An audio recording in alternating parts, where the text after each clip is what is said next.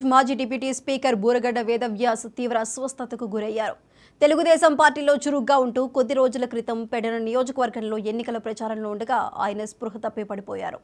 అప్పటి నుంచి మచిలీపట్నం హాస్పిటల్లో చికిత్స పొందుతూ ఉన్నప్పటికీ పూర్తిగా కోలుకోలేకపోయారు.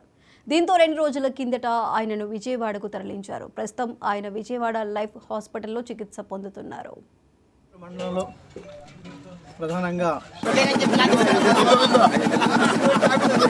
గూడూరు మండలంలో ప్రధానంగా కొన్ని గ్రామాలు పర్యటన చేశాం.